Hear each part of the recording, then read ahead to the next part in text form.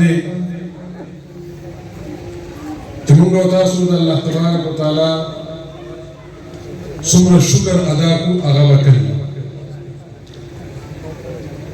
عبدالله بن مبارک رحمه الله یو ارشاد فرمایلی دی وی د سفیان ثوری رحمه الله نه تپوس وکړی شو چې من الناس وی خلق څوک دی؟ نو سفیان ثوری رحمه الله جواب ورکړو العلماء. یو علماء الله تبارک وتعالى پیژندونکي د خپلو ذمه دارو احساس کوونکي د نبی کریم صلی الله علیه وسلم په درد باندې غمجن د امت غمخوار وی د انسانانو ویل لایق خلق هغه علماء کرام دي. دغه د انسان د نور څومره مصروفیات د خوراک کاک او د بودواش په شاید چې باغې کې ډېر شی حیوانات هغه زموږ نه بالا او برتر دي. البته د علم دا صفت داسې دی چې په هغې باندې کله قرآن پاک انسانانو ته افضلیت او غوره غوروالی ورکړی نو بیا د علم د انسان په دې دایره کې اهل علم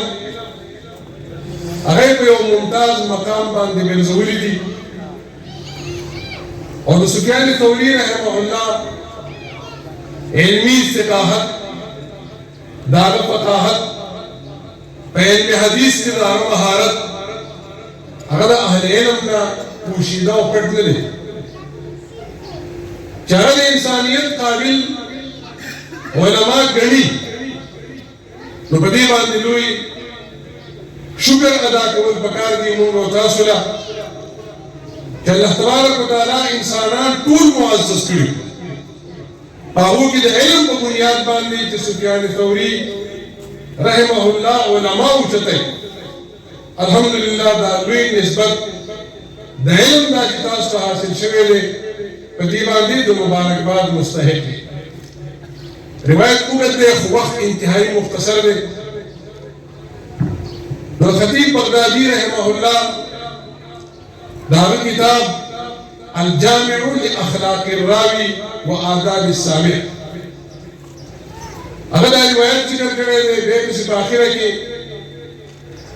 د تفصیل نه بعد دا خبره ذکر کړې ده چې فلیتق الفخر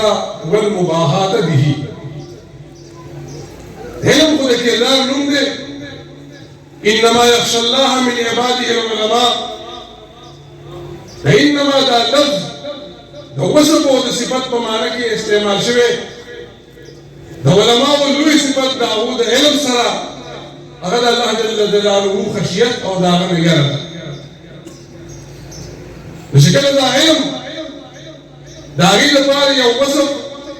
د خشیت او د الله تعالی نه د یېرې دی نو په اطاعت او تابعدارۍ د الله تعالی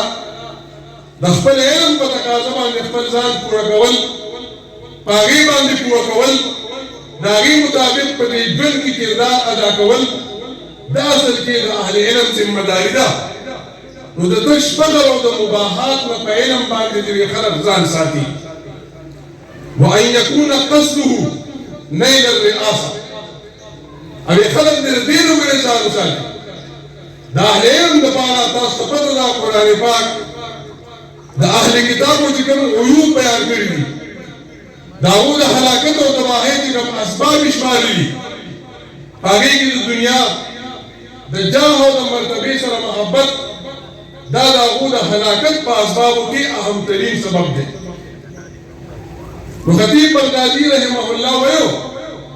وی دې چې په علم باندې د فخر او د مباحات نه ځان ساتي دې د دې خبرې نه ځان ساتي چې په علم باندې ورې د دې اراده دا به د نیل الریاست د مشرۍ او د سرپرستۍ او داسې د اوچتې عهدې او د لوی مقام نه وي واتخاذ الاتباع او د سړی په ځان پسې خلک راپسې کوي چې دا ټول سوچ او فکر د هغه تګ او دو او د هغې لپاره داسې هیلې بانې جوړول چې خلک په خپل ځان پسې راپسېږي دی مطبوع ګرځي اتباع په دې پسې شاته ورپسې دي خلک وایي چې لکه لوی خلک پسې دی نه د کردار او د عمل په ځای باندې کې چې زمونږ غرض دا وګرځېدو دا د دې علم د دې وسط مخالفت دی او درېیمه خبره هغه ذکر کړې وه عقد المجالس صرف مجلسونه جوړول صرف خلک راجمع کول چې د سړي سره د عملي کردار په حواله باندې سړي په هغه د حلقو د جلسو جوړولو په سوچ او فکر باندې لګیا دی وی د دې دریو امراضو نه ځان ساتل پکار دي د دې نه احتراز لازمي او بیا په آخر کې دا خبره لیکلې ده چې فإن الآفة الداخلة على العلماء هغه آفت چې هغه داخليږي په علماو باندې اکثرها من هذا الوجه بیا دا درې اسباب چې کوم ذکر شول د دې په طریقه باندې داخليږي او هغه آفت کاره د ریاست او د مشرۍ په چکر باندې په مونږ کې راغی کاره د تابعینو د کثرت په وجه په مونږ کې راغی کاره صرف د یو حلقې د یو مجلس او د یو محفل د جوړېدو په صورت کې مونږ ته داخل شو نو هغه وایي دا لوی آفت دی او د اهل علم د هغې په دې حلقه کې اکثر او بیشتر آفت چې داخلېږي هغه په دې لارو باندې داخلېږي الحمدلله که علماء کرام دلته دا جدید فضلاو ته زمونږ ناست دي که قدیم علما ناست دي د ټولو لپاره د اکابرو په دې اقوالو کې د هغو په دې هدایاتو په ارشاداتو کې زمونږ لپاره سبق دی چې مونږ د هغې نه عبرت واخلو مونږ د هغې نه د خپل ځان لپاره د دې ژوند څه سرمایه واخلو او د اهل علم دا سلسله چې هغه د قدیم نه راروانه ده د هغو دا اخلاق چې ذکر کړی شوي د دې علم چې کوم آداب ذکر کړی شوي دي چې مونږ په هغې باندې مونږ پلې کله کې ولګو انشاءالله مونږ به په دې دنیا باندې د دې علم خدمت وکړو مونږ به د دې علم ذمهداري پوره کړو او انشاءالله دا علم یو بل قول ذکر کړی دی او په هغې کې دا خبره لیکلې چې علم الانسان ولده المخلد وی د انسان علم چې دی دا د هغه داسې بچی دی چې دا د همیشه دپاره پاتې کېږي دا نور اولاد خو د چا ټول مستقل نه پاتې کېږي څه به ژوندي څه به وفات کېږي د چا به اولاد نه سره وي خو وی د انسان علم ولده المخلد داسې علم دی چې دا داسې اولاد دی چې دا د همیشه دپاره او دا ختمېدونکی نه دی نو چې مونږ د خپل ځان نه داسې نسل پرېږدو چې هغه زمونږ دپاره صدقه جاریه وګرځي او زمونږ د دې علم